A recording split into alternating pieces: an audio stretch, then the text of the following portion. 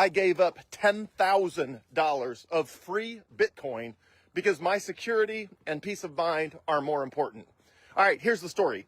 So back when I was selling all of the gold and silver that I had bought back in 2017, it just so happened that when the check hit, it hit during the very small time window when Coinbase was offering a bonus for any assets that you put on the Coinbase platform, that they would give you a 3% automatic bonus as long as you kept the assets on the platform for at least 2 years.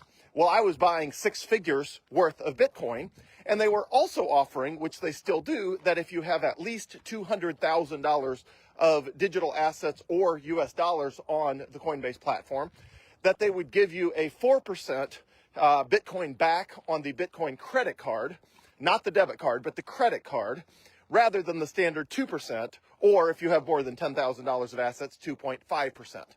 So the difference when I calculated it, and you had to leave the assets on there for a full 2 years, so it was all the way until, November or I guess December or whatever it was of 2027, which was 2 years into the future as compared to when I was doing this, which I guess was December of 2025. I ran the math based on my spending habits, and the 3%, if I had left all of the Bitcoin on Coinbase that I had, the 3% would have added up, plus the 2% on the credit card, the additional 2% on everything I bought with the credit card, would have added up over the course of 2 years to more than $10,000. And I actually considered it. I mean, even though it's against all the advice I've ever given anyone, I actually considered it. And because as soon as, well, I'll tell you the rest of the story, but I considered it because I was like, $10,000, that's basically free. I mean, it's not just basically free, it literally is free Bitcoin. But again, you had to keep, I would have had to keep a balance on Coinbase of $200,000, and which meant keeping all of the Bitcoin that I bought with the gold and silver I bought on Coinbase, plus some extra. And again, I would have gotten the 4% rather than 2% Bitcoin back on the Bitcoin credit card.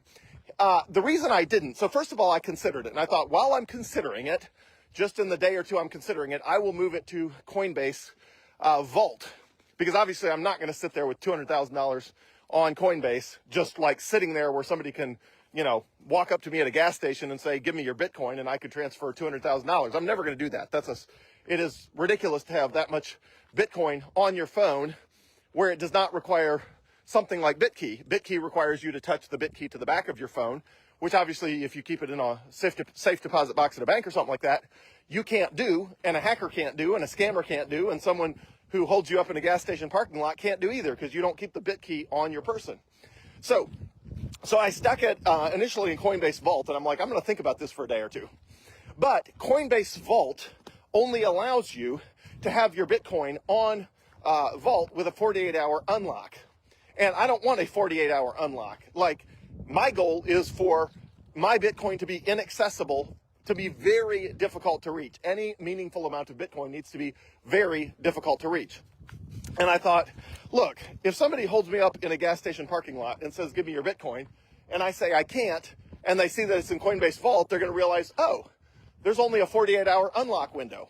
Well, we were planning to just hold you up in a gas station parking lot, but now it turns out if we hold you hostage for 48 hours, then the unlock period on Coinbase Vault expires, and then they can get the Bitcoin. I'm like, nope, I'm just not going to play that game. I am not going to play the game of having $200,000 sitting on Coinbase where it could, theoretically somehow still be hacked or scammed, even though Coinbase Vault does a very good job of keeping that from happening, at least from hackers and scammers. But I was like, I am not going to put myself in the position where when account data gets leaked, which happens all the time, somebody's like, ooh, he's got $200,000 sitting on Coinbase. No, I'm not going to keep balances. I'm not going to keep high balances on online services like Coinbase or River. I'm just not going to have high balances on there. I'm going to have very low balances with only the Bitcoin I need for transactional day-to-day spending, and everything else is going to be locked away, very hard to get to, in, periods of time that take way more than 48 hours. In other videos I've gone through, if you want to walk through, my thinking on that, I did a video on why you do not need to worry about being kidnapped for your Bitcoin. but I walk through how I think about that. So just do a keyword search on my YouTube channel for the word kidnap or something like that, and you can go watch that video. But anyway, I ultimately concluded, I'm not playing this game. I am not playing this game of my Bitcoin's available within 48 hours, unlock. I'm not playing this game of if my information gets leaked online, they're going to know that $200,000 is in Coinbase. They're going to assume it's available. If somebody gets a hold of that, they're going to assume it's available. They're not going to know that it's in Coinbase Vault, which has a 48-hour unlock period. And I'm like, 48 hours unlock is not long enough anyway. I want there to have to be something that is, a major impediment to getting the Bitcoin, and just waiting 48 hours was not good enough. So as soon as I, thought about it for a day or two, I was like, nope, I'm not playing this game. I know I'm giving up $10,000 of free Bitcoin.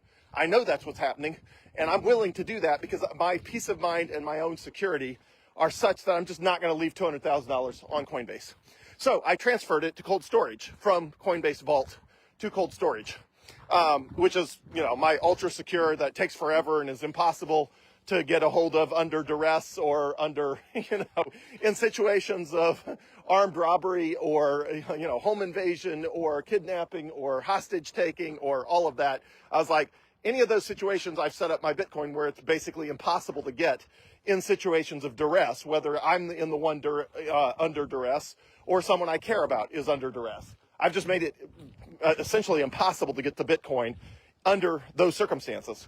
So I'm like, okay, good. So as soon as I transferred it to my incredibly, insanely difficult to get to cold storage, I felt a lot better. And I was like, good. Now I'm not 48 hours away from unlocking meaningful amounts of Bitcoin. I'm not playing the games from Coinbase or anybody else where they're basically bribing me into keeping assets on the platform. I'm just not going to play any of those games. So as soon as I transferred it to cold storage, I felt a whole lot better about everything. And yeah, that means I only get 2% instead of 4% on the Coinbase credit card. And I feel good about that.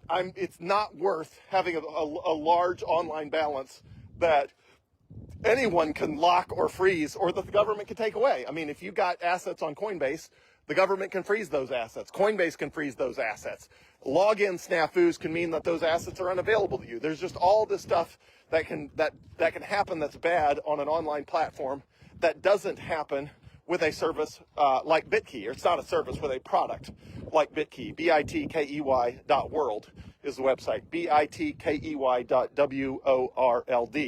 By far the best way to store Bitcoin for the long term. So I transferred it all to cold storage. I felt way better about all of it, and I thought, great, this is just the way it's supposed to be. And, I'm not going to be enticed by extra goodies. And when I did that transfer, it said, Coinbase popped up and said, by transferring this Bitcoin, you're losing $6,000. I was like, yes, I am.